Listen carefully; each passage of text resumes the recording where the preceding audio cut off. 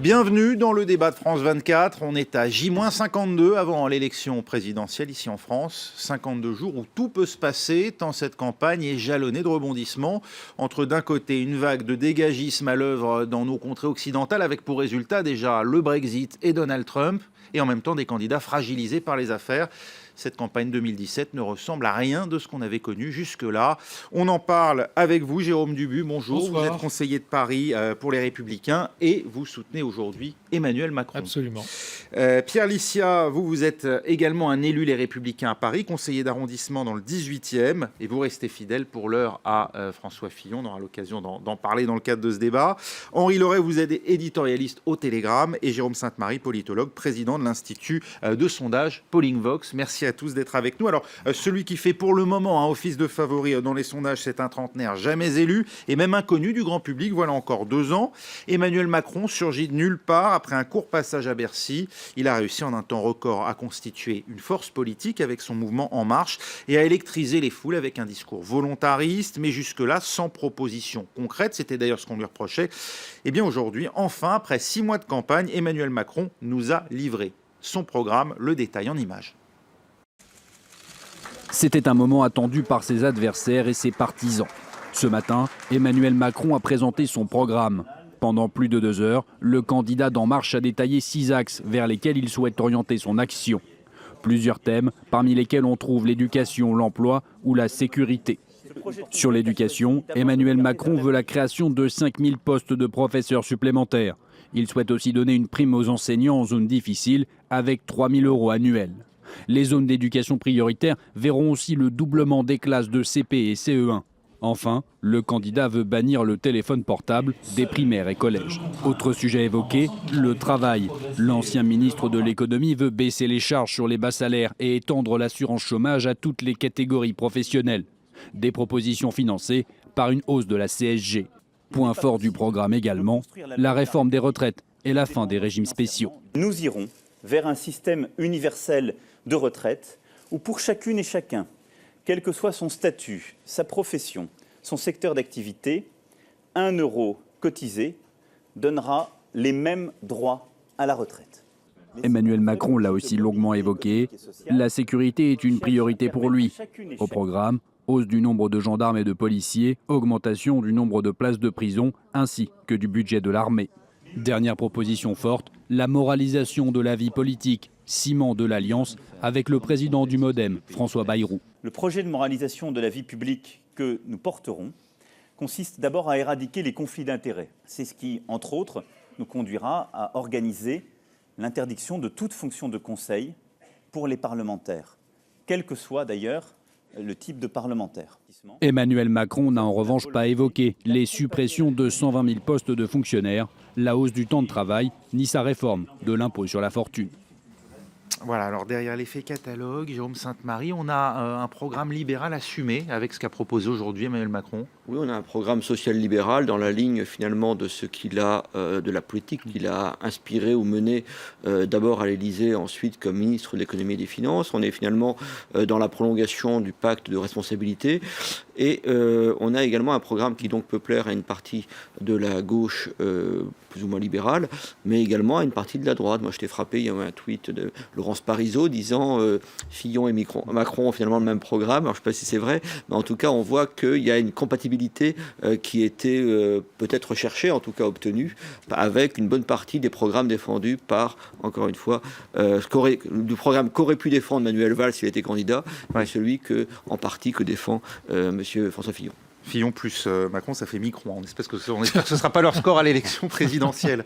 Jérôme Dubu, c'est aujourd'hui vous êtes élu les Républicains. Toujours, vous avez fait le choix vous aujourd'hui d'Emmanuel Macron. Vous êtes donc à l'aise vous avec ce programme. Ça représente aujourd'hui assez bien vos idées et celles pour lesquelles vous avez été élu au départ par les électeurs Les Républicains. Oui, parfaitement. Je crois qu'il l'a qualifié de progressiste.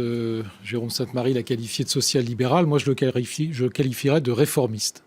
Réformiste parce qu'il y a des réformes extrêmement importantes qui n'ont jamais été faites, ni par Sarkozy, ni par Hollande. Je pense d'abord à la réforme de l'assurance chômage. à l'universalisation de la réforme de l'assurance chômage. C'est un effort très important que va faire la collectivité, puisqu'on va réintégrer dans l'assurance chômage les indépendants, les entrepreneurs, même ceux qui démissionnent, Oui. les salariés qui démissionnent, pourront bénéficier d'une protection. Donc ça, c'est déjà très important. Deuxième réforme, c'est la baisse des charges. La baisse des charges qui continue, puisqu'elle a été engagée sous Hollande après un coup de massue fiscal dans les premières années. On a commencé avec le 6C et avec le pacte de responsabilité à baisser les charges. Emmanuel Macron va beaucoup plus loin. Et il le finance par une augmentation de la CSG, qui est un phénomène relativement intéressant, puisqu'on baisse les charges sur les activités productives et on les passe pour partie sur les retraités. Oui. Et puis, troisième réforme, qui est très importante toujours en matière économique, c'est bien évidemment la réforme du Code du travail. Parce que la loi El Khomri a franchi un petit pas. Vous vous souvenez des débats à gauche que ça a provoqué. François Fillon avait un programme beaucoup plus ambitieux sur ce sujet-là. Je crois que Emmanuel Macron a pris la mesure de ce qu'il pouvait faire. Et la réforme du Code du travail est aussi un point intéressant. Donc je dirais que c'est un programme réformiste et protecteur. Pierre Lissiat, on voit bien, il va bien évidemment moins loin que François Fillon dans l'ampleur et l'étendue des réformes. Et en même temps, il le présente justement comme une garantie que ces réformes-là, il les accomplira. Est-ce qu'il vaut mieux pas finalement une réforme effective qui ne mettra pas les salariés et les syndicats dans la rue et qui sera réalisée que le risque évidemment d'avoir la moitié du pays contre soi? La réponse est non, pour une simple et bonne raison, c'est que je pense que l'état actuel du pays fait qu'on ne peut pas se permettre aujourd'hui de demi-mesure. Et M. Dubu l'a reconnu lui-même, il va moins loin que François Fillon dans ses réformes de redressement. Et c'est la raison pour laquelle je ne suis pas du tout en accord avec le programme d'Emmanuel Macron. Par ailleurs, M. Sainte-Marie l'a dit, personne ne l'a relevé, mais je le relèverai pour tout le monde. Emmanuel Macron a été l'inspirateur quand même pendant plus de 5 ans de la politique économique de François Hollande. Il a eu ensuite l'occasion au gouvernement de la mettre en œuvre. Macron, c'est l'homme qui a murmuré à l'oreille de François Hollande pendant plus de 5 ans. Et aujourd'hui, c'est un peu compliqué de se présenter avec une nouvelle virginité, vouloir faire tout un tas de réformes, sachant que manifestement, la politique économique de François Hollande a été un échec et ça se ressent aujourd'hui directement dans le pays, en matière de chômage, en matière de baisse de pouvoir d'achat, en matière de matraquage fiscal. Monsieur Dubé l'a encore dit aussi, dans une position un peu compliquée, où à la fois il faut défendre son nouveau candidat, mais en même temps démonter le bilan de François Hollande. Donc je peux concevoir que la position est un peu... Il a claqué la porte, c'est bien parce qu'il y avait des raisons. Alors il le dit aujourd'hui, voilà, il dit « je ne suis pas François Hollande », il l'a dit très clairement aujourd'hui Emmanuel Macron. Pourtant, on voit quand même dans ce programme peut-être ce que François Hollande, la mue que François Hollande aurait aimé accomplir et qu'il n'a pas pu faire à cause des frondeurs d'une certaine manière, puisque Emmanuel Macron grave dans le marbre par exemple les acquis du CICE qui transforment en baisse de charges définitive pour les entreprises. Oui, c'est vrai. Non, mais alors je dirais que ce soit dans la continuité, ça me paraît évident. Vous l'avez dit, Jérôme, c'est clair. C'est du réformisme. Maintenant, oui. Bon, écoutez, maintenant, il faut s'entendre sur les mots. D'abord, il ne veut pas entendre parler, lui, du mot réforme. Bon, c'est ce qu'il a dit. Alors, c'est une facilité de langage, on est bien d'accord. Mais il y a quand même une chose qu'on peut observer, c'est qu'il n'y a pas de rupture, premièrement. Alors, ça répond en partie à votre question. Deuxièmement, il fait tout ça avec modération. Ouais. Sur l'âge de la retraite, qui n'est pas allongé, par exemple. Sur l'âge de la retraite, bien, la suppression des revient pas sur les 35 heures. Était aussi au catalogue de François Fillon et de Marine Le Pen, soit dit en passant. Il le fait, enfin, il veut provoquer le mouvement. Sur 5 ans, peut-être sur un peu plus. Bon, c'est l'équité, mais c'est pas l'effort finalement. Écoutez, je ne sais pas. La réforme des régimes spéciaux, c'est quand même un effort. C'est un effort. Écoutez, ça fait quand même vis-à-vis d'un certain nombre de fonctionnaires, c'est quand même un effort. Oui, ça fait un peu plus de 20 ans. C'est pour ça qu'il va faire des réformes que ni Sarkozy ni Hollande n'ont fait. C'est quand même assez significatif. Non, on verra d'abord. C'est de l'eau tiède. Oui, on verra s'il peut les faire, parce que pour cela, faudra-t-il encore avoir une majorité pour voter ces programmes. Bon, bien sûr. Mais sur le principe, je trouve qu'il n'y a rien de révolutionnaire dans tout cela, c'est vrai. Il y a un peu de social-démocratie. Alors, par exemple, pour ce qui concerne l'assurance chômage et les nouvelles contraintes qui seraient imposées aux chômeurs indemnisés ou en formation, ça me paraît intéressant. Ça, c'est une avancée, mais ça n'est pas non plus une rupture. Pour ce qui concerne, en revanche, les aides aux entreprises, alors là, oui, c'est vrai, on est dans la continuité de ce que vous disiez, c'est-à-dire le CICE, le pacte de stabilité. Ça va même beaucoup plus loin, parce que vous avez une baisse du taux de l'IS, de l'impôt sur les sociétés, qui Oui, passe de 33 33 à 25. C'est quand même très significatif, parce qu'on va se rapprocher de nos concurrents. C'était dans la perspective aussi du gouvernement Hollande. Ça n'a pas été fait. Jérôme Sainte-Marie. Oui, j'ai quand même une impression, on dit qu'il n'y a pas de rupture, j'ai quand même une impression, mais après une lecture forcément rapide du programme, ça date d'aujourd'hui, c'est que quand même il y aurait peut-être une évolution, voire un tournant dans la gestion de certains comptes sociaux. C'est-à-dire qu'il semblerait qu'on soit beaucoup moins dans la gestion paritaire. J'ai l'impression que les syndicats, notamment, ne seraient beaucoup moins associés. Et ce sur en quoi, si on fait un peu d'analyse idéologique de tout ça, c'est vrai que c'est pas social-démocrate. Il n'est pas dans le prolongement de Rocard, par exemple, vous savez, qui voulait au contraire gérer avec les partenaires sociaux qui décident. Les partenaires sociaux, les corps intermédiaires. Là, on est bien du social-libéralisme au sens où il y a plus de liberté, de droits individuels, mais il y a aussi plus de responsabilité individuelle. Il y a un rapport, quand même, sans beaucoup d'intermédiaires entre l'État et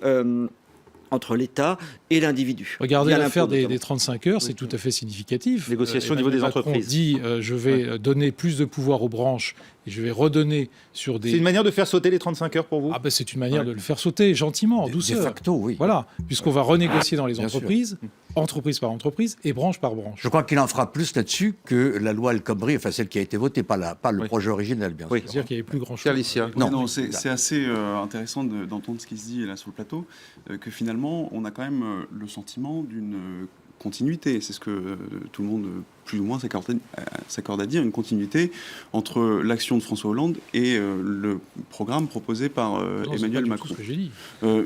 Enfin, de même que l'action de François Hollande n'était pas très dit. différente de celle de Jacques Chirac en matière économique. Jacques Chirac que vous avez soutenu. Donc en fait, on est dans une continuité depuis 20 ans. J'avais 5 ans quand Jacques Chirac a été élu, et pardonnez-moi d'être un petit peu jeune, mais je me souviens pas de cette période-là. Mais enfin, en tout cas, Jean-Luc Mélenchon avait son hologramme lorsqu'il a fait son meeting. Finalement, le meilleur hologramme de François Hollande est Emmanuel Macron. Et c'est un peu facile, j'entends bien que M. Dubu, encore une fois, est dans une position un peu compliquée, mais cher Jérôme, il y a 4 mois, en novembre 2016, je vous lis sur Twitter, parce que moi je suis un peu jeune pour avoir un petit peu de mémoire politique, mais il se trouve que l'Internet en a pour moi. Ce cher Macron veut incarner la nouveauté. Moi j'ai l'impression de voir déjà un vieux politicien retors aux formules déjà éculées. Qu'est-ce qui aujourd'hui a changé la donne dans le positionnement d'Emmanuel Macron à partir du moment où son programme a été tardivement et encore son programme de demi-mesure, parce que vous le concevez vous-même ce soir sur le plateau, mais en quoi est-ce que ce programme-là fera que Monsieur Dubu, conseiller de Paris Les Républicains, avant d'avoir été nouveau centre, UMP, Juppé, et puis Copé, maintenant vous avez, j'espère, trouvé votre étiquette avec Emmanuel Macron, mais j'ose espérer, Monsieur Dubu, vous êtes un élu de la République, que vos ambitions personnelles ne se mettent pas avant vos convictions. On va laisser Jérôme Dubu vous répondre. Mon cher ami, ça fait 35 ans moi, que je fais de la politique. Voilà. J'ai toujours été dans la même famille politique, c'est-à-dire à droite libérale. Et vous allez voir qu'il y a un certain nombre de gens qui appartiennent à la droite libérale ou qui appartenaient à la droite libérale qui vont rejoindre Emmanuel Macron. C'est tout de même pas un hasard. C'est que le programme de François Fillon ne nous convient pas non plus. C'est assez clair. Et c'est pour le programme que vous quittez François Fillon pour les affaires. Mais moi, je l'ai quitté lundi soir, donc avant mercredi. Oui, enfin, il y avait quand même déjà... on peut dire quand même que l'affaire des emplois présumés fictifs sauf était que quand même bien avancée. La débandade à laquelle nous assistons, la débandade de ma famille politique, la droite et le centre, date vraiment de mercredi. Pas tellement d'avant.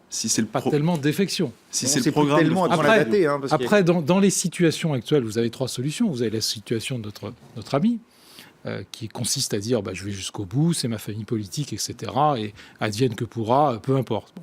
Vous avez une deuxième solution, qui est celle qu'a choisi Bruno Le Maire, et puis un certain nombre de gens de chez Juppé, etc., c'est-à-dire de se retirer. Mais se retirer pour faire l'impasse sur la présidentielle ? Il y a une présidentielle dans 50 jours, il va falloir choisir, il va falloir voter. Que vont faire ces gens-là ? Puis vous avez la troisième solution que j'ai choisie, qui est de soutenir le candidat qui me paraissait le plus à même de réformer la France. On va parler justement des affaires de François Fillon dans un instant. Ce sera le thème de la deuxième partie de ce débat, mais peut-être un dernier mot. Vous l'avez dit, c'est un programme finalement un peu hybride entre social-libéral. Est-ce que ça fait une cohérence? Parce que quand on se pose la question du financement, parce qu'on voit quand même des créations de postes, 4 à 5 000 postes d'enseignants, 10 000 postes de policiers, gendarmes, retirer de l'ISF tout ce qui est financier finalement pour ne garder que le patrimoine immobilier, baisser l'impôt sur les sociétés, on l'a dit, de 33 à 25, sortir des charges sociales, alors, zéro charge pour les emplois au SMIC. Bon, au final, comment on finance tout ça? Est-ce qu'on a une idée du Non, je ne vais pas me lancer, ça, je laisserai les politiques le faire. Je ne me lancerai pas sur la question du financement, d'autant plus que je découvre le programme et je ne suis pas spécialiste de ces choses-là. Moi, ce qui me frappe quand même, c'est quand on parle de ce programme, on a l'impression qu'il y a toute la vie politique est un peu synthétisée. Pas du tout. Ce qui est synthétisé dans ce programme, c'est au fond la gauche du gouvernement en grande partie et la droite du gouvernement en grande partie, avec, je suis désolé d'avoir un tout petit peu de mémoire politique, une convergence de plus en plus grande des politiques publiques réellement menées. Comparer ce programme, par exemple, à ce qui a été fait sous le quinquennat de Nicolas Sarkozy, vous verrez quand même qu'il y a un certain nombre de choses, et ainsi de suite. Donc il y a une convergence historique d'une partie du Parti socialiste et d'une partie de la droite qui se concrétise, qui s'incarne dans la personne d'Emmanuel Macron. Pour bien le comprendre, il faut voir ce que le programme n'est pas. Il n'y a aucune remise en cause. On n'en parle pour ainsi dire pas de l'euro, sauf qu'on voit plus de fédéralisme apparemment. Il n'y a aucune remise en cause des traités commerciaux internationaux. Au contraire, on sait qu'il est favorable au CETA, et ainsi de suite. Donc c'est très différent, si vous voulez, de Jean-Luc Mélenchon et Marine Le Pen. Non, mais d'accord, il n'y a pas de remise en cause, mais il y a tout simplement un discours très européiste. Ça, il n'a jamais caché. Et on va en rester là pour la première partie de ce débat. On se retrouve dans un instant pour la suite. Restez avec nous.